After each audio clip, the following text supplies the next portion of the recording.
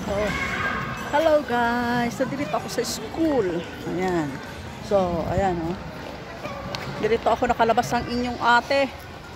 Oo, nakalabas.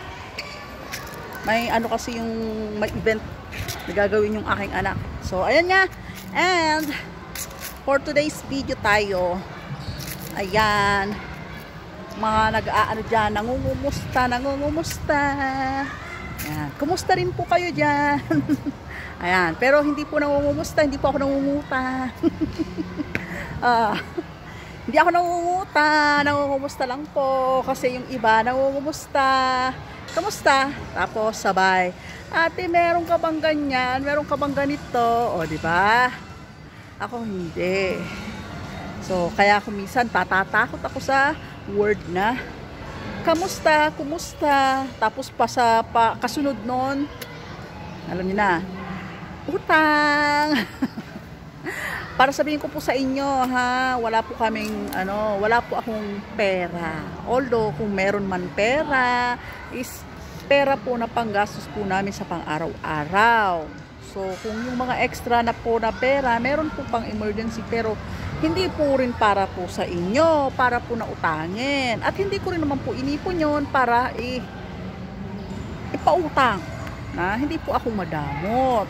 Hindi po ako madamot. Nga lang, pero syempre, kasi, alam niyo na, yung ano ba, yung iniipon mong pera, tapos papautang mo, parang ang hirap eh. Hindi mo basta-basta maibabalik agad. Parang gano'n. Yung iba kasi nangungutang ang gusto agad-agad. Akala mo naman napakamarami mong pera nakatago, di ba? Yung iba ay agad-agad, ura-uraga. O, di ba?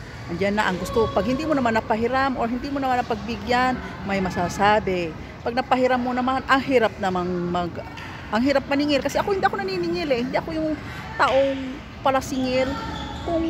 Kung marunong ka umutang, marunong ka rin magbayad. Tama. Diba? Ang hirap ng naniningil ka, nakakahiya.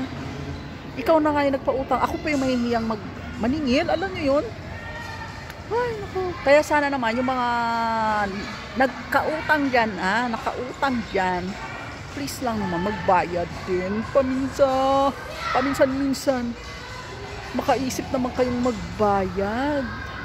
Kasi yung pera naman din na ipinautang sa inyo, pinaghirapan din naman po yun. Hindi lang naman po yun, pinulot lang dyan basta-basta sa tabi-tabi. O di po ba? Kaya sana naman po, mapag-isip-isip nyo naman, hindi yung agad-agad na pupunta kayo sa akin, ay pahiram ako ng ganyan, tapos pag wala na, hindi na kita makita.